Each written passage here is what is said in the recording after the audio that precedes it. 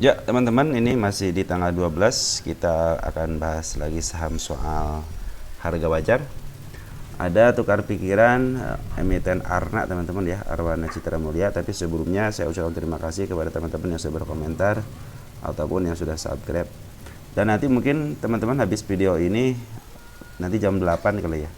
Jam 8 kan mulai stabil tuh ya. Broker saya udah mulai stabil. Mungkin nanti ada beberapa emiten kayak Sola, Sage, Gria, Kios, BP, BRBM, Wifi, Heli, Suli akan kita bahas ya. Khusus untuk Humi dan BATR ya mungkin nanti akan terpisah. Kita sebenarnya pengen ngebahas Humi dulu nih teman-teman ya. Cuma nanti kita lihat dulu deh apakah kita membahas Humi dulu atau emiten-emiten yang di atas itu ya. Karena Humi sekarang longsor ya, keren longsornya ya. Kalau kalian lihat sih, kalau nggak salah udah menyentuh garis yang saya gariskan itu yang di bawahnya itu ya. Tapi nanti kita lihat deh ya. Baik, ini emiten tukar pikiran ya. Kita lihat profilnya dulu deh. Profilnya saya butuh sebenarnya bukan jenis usahanya kalau saya. Kalau usahanya tahu ya, ini di bidang keramik ya. Udah segitu aja ya, cukup. Nah ini nih masyarakatnya itu 40%, artinya ini lebih 10% lebih dari yang beredar biasanya ya. Terus pengendalinya, nah, yang bikin jadi bagus itu pengendalinya ya, perorangan. Biasanya kalau pengendalinya perorangan suka agak lumayan lah peningkatannya ya. Terus semenjak 31 Maret ya teman-teman udah banyak yang kabur. Artinya sih sebenarnya kalau udah banyak yang kabur seperti ini, banyak yang mungkin banyak yang cut loss ataupun banyak yang take profit ya. Nah, sekarang itu di harga 710 ya. Kita lihat insider sebentar aja. Insider ada Juni 2024, dari Mei juga sama nih ada yang ngambil ya. Udah diambil lagi sama Fidelity Fund Global Dividend First Pool loh. Dia ngambil terus ya. Mungkin wajar ya kalau dia selama bulan-bulan Maret itu, Februari Maret itu dia cenderung turun karena ada yang mau ngambil dalam skala besar ya. Wajar jadinya. Corporate action, kita lihat corporate action untuk dividennya ada ya kemarin bulan April 43 perak, menurun dari tahun sebelumnya, tapi lumayan juga sih untuk 3 tahun terakhir ya, 45, 55, 43 aja masih lumayan lah gitu ya. Dia pernah raih isu, belum pernah stock split, pernah di tahun 2013 sama 2019, 1:4, 1:2. Berarti dulu kekurangan duit juga sama kali ya. Ataupun bukan kekurangan duit di sana, jadi saham yang beredarnya kurang, mungkin jadi di stock split ya, biar tambah banyak kan tambah enak gitu maininnya, dan harganya juga pasti diturunin gitu kan. Kita lihat statistik kita bahas untuk net income-nya dulu.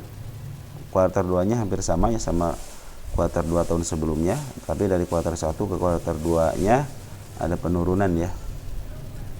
Terus untuk revenue-nya kita lihat 566 ke 589 ada peningkatan. Jadi ini revenue meningkat, bagus berarti ya. Cuman dari kuartal 1 ke kuartal 2-nya ada penurunan ya. Jadi masalah namanya juga usaha ya. Karena mungkin ekonomi sekarang kan lagi kurang baik, properti itu sekarang lagi kurang baik ya. Kalau urusan keramik kan artinya urusan dengan properti itu ya. Baik, kita lihat langsung ke pernya 12,87, masih belum under value ya. Terus PBB-nya udah 315, mungkin agak mahal dikit ya. Kalau menurut saya sih agak mahal dikit kalau berdasarkan PBB, tapi kita akan lihat nanti untuk harga wajarnya berapa ya.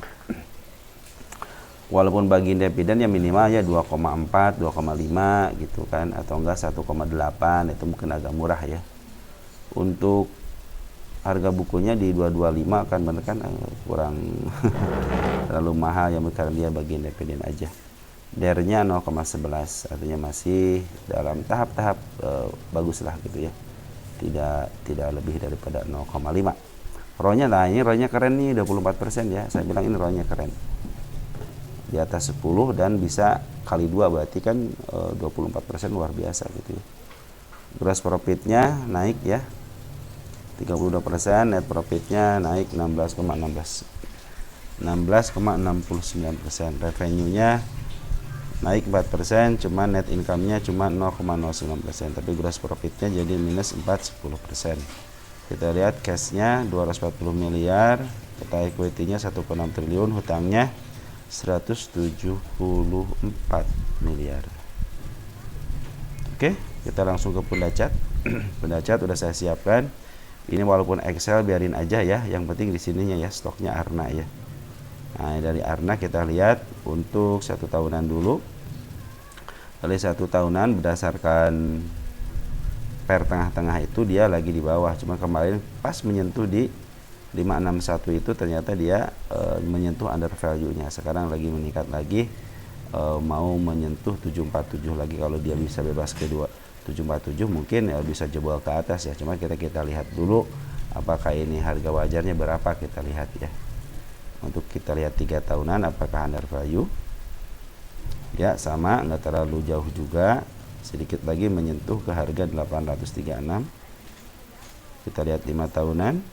Nah, kalau 5 tahunan jangka panjangnya ya ini masih sedikit gitu, masih sedikit under value-nya. Kalau ingin under value banget di harga 400-an ya. Baik, kita langsung hitung untuk harga wajarnya berapa berdasarkan rumus per. Ini tengah-tengah PR-nya itu 12,50. 12,50 dikali EPS, kita butuh yang namanya EPS. EPS ini ya, untuk TTM-nya ada 5515. 55.15. Kita kasih sama dengan, kita enter di 694. Jadi harga wajarnya berdasarkan metode PER itu 694. Nah, kita akan hitung lagi berdasarkan PBP ya. Kita lihat berdasarkan PBP berapa. Untuk tengahnya PB itu 3,97. 3,97 dikali, kita butuh yang namanya harga buku. Harga bukunya 225 yang ini ya. 225.70. 225.70. Kita kasih sama dengan, kita enter. Dapatlah 896 untuk kuartal 2 tahun 2024. Ternyata berdasarkan metode PBP itu 896. Baik, langsung ke lukisan market maker. Kita akan catat di sini ya, atau kan sini ya, di sini ya. Tunggu sebentar ya. Ya, sudah saya tulis di sini ya. Kuartal 2 harga wajar 694, PBP 896, tanggal 12/08. Sekarang kan 700. Kalau 700 berdasarkan PBP sekarang harganya udah mahal. 694 agak di mana? 694. Nah, area sini ya. Nah, area sini nih ya. Ya mungkin area sini ya. 694. Area sini lah ya.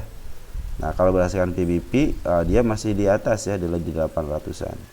896. Kita catat, nanti kita cari dulu apa ya? Kita akan cari dulu di 896. Ada apa di 896? Kita lihat dari sini. 896, kita lihat 1 tahunan. Ada yang terdekatnya 896, oh nggak ada. 3 tahunan. Di tahun berapa maksud saya gitu ya, ada kendalanya. Di sini di tahun 2023 ya. Kita cari 2023-nya. Ini harga berapa? 700 ya. Ini ada menunjukkan candle si kepala merah ya, 791. Nah, area sini mungkin di 896. Nah, rema 8. Mana sih 896 tuh ya? Ada sudah. Kita kasih itu deh. Kita kasih garis 896 ya. Kita pakai ini deh biar ketat 9. Nah, udah dapat ya. 89 di area sini. Di sini tidak ada tanda apa-apa ya. Ini. Kita tulis di sini harga wajar kuartal 2 PBP harga wajar 896. Ya, kita lihat nanti apakah nyampe sini apa tidak ya. Baik, kita akan kita akan refresh dulu sebentar ya, biar langsung ke depan.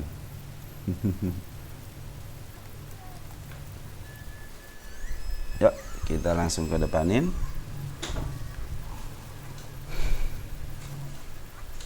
Nah, udah di depan ya. Kalau menurut saya teman-teman ya, kemungkinan dia harus menyentuh di 600 dulu ya. Kenapa saya bilang ke 650, 600 berapa ini? 662 untuk menutup gapnya. Kalau kata orang ini udah tertutup dengan shadow, saya bilang tidak tertutup ya. Terus di sini ada lagi, ini gap yang ini ya, dia harus ke 599 dulu ya, kalau nggak 600 lah gitu ya, ke harga itu. Soalnya dia open gap juga ya, open gap juga dia. Ini juga open gap. Apabila dia bisa menyentuh sini lagi, itu akan lebih baik. Akan lebih baiknya kenapa? Berarti kan yang harga 694 nanti kalau duduk sini kan bisa kejemput lagi ke sini ya, bisa memenuhi kebutuhan untuk harga wajar berdasarkan pair. Tapi kalau dia melanjutkan ke atas gitu ya, artinya dia mau ngejar harga PBP dulu ya, boleh-boleh aja, cuman terserah bandar gitu. Bukan boleh-boleh aja, terserah bandar. Cuman kalau dari saya sih lebih baik, kalau menurut saya gitu ya, andaikan dia ke bawah dulu ya biarin aja gitu. Kenapa? Berarti dia akan menurunkan tensinya dulu gitu aja ya. Untuk di sini saya belum lihat ada si candle merah, si kepala merah, artinya dia cenderung harus akan menembus, biasanya seperti akan menembus atau nggak diam di sini ya. Dia harus mencoba untuk berusaha menembus area 734 ya. Di sini udah dicoba, hanya tersentuh sama shadow aja ya. Andaikan si candle merah kembali ada aja di sini nih, saya pastikan dia akan ke sini. Kalau seperti ini saya tidak akan memastikan dia akan ke sini ya. Saya tidak berani untuk memastikan dia akan ke sini. Cuman hati-hati aja di area 599 sama 660 karena di situ ada gap gitu aja ya. Ini juga lagi uptrend sebenarnya, di MA 200-nya masih di bawah ya, di bawah karena terus MA 10 juga masih di atas, MA 20 juga masih di atas. Kalau dia mencoba untuk ke atas ya bagus, di sini juga ada gap dikit nih. Nah, kalau ke 725 saya mungkin akan tercapai lagi ya. Itu 7 berapa ini? 710 ya. Kalau ke 725 mungkin akan tercapai lagi ya, karena untuk menutup gapnya. Karena apa? Di sini ada istilahnya ada pungutan dari bandar lokal ya.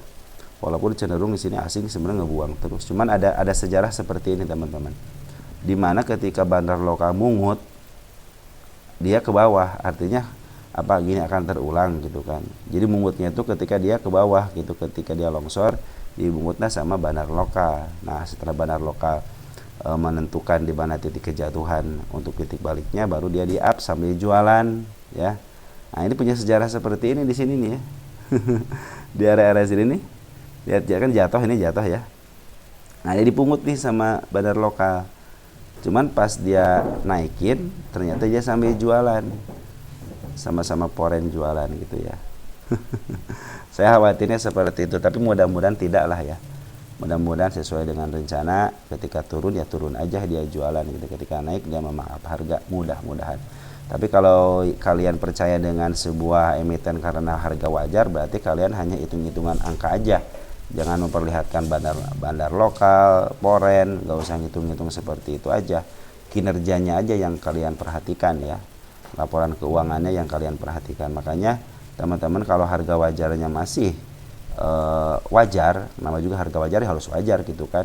PBP-nya contohnya cuman di bawah 5 atau bawah 4 gitu kan, itu kan masih wajar. Tapi kalau PBP-nya udah 300, udah 100, terus PR-nya juga udah 100, udah 3.000 malahan gitu kan. Walau di atas 100-an, malahan di atas puluhan aja, itu udah tidak wajar gitu dengan PR-nya yang begitu besar. Kan PR saya bilang standarnya itu kan kalau agak murah aja 10 itu agak murah ya, kalau di bawah 10 kan murah. Lagi under PBP juga begitu kan, kalau di bawah 1 ya murah gitu kan. Kalau di atas 1, kalau dia bagi independen baru dibilangnya murah karena wajarnya di situ. Tapi kalau udah PBB udah sampai 100-an atau PR udah ratusan, udah itu murni bukan dari keinginan kinerja, tapi itu udah keinginan sebuah market maker yang membentuknya seperti itu. Baik, mungkin nanti teman-teman ya, habis ini apakah saya bahas HUMI dulu atau emiten ya, karena HUMI kan lagi turun drastis ya. Mungkin teman-teman yang punya HUMI butuh informasi, mungkin nanti saya informasikan. Cuman apabila memungkinkan, apakah saya akan membahas yang emiten teman-teman yang udah lama mengusul di komentar ya. Baik, sekitar teman-teman ya, ciao ya.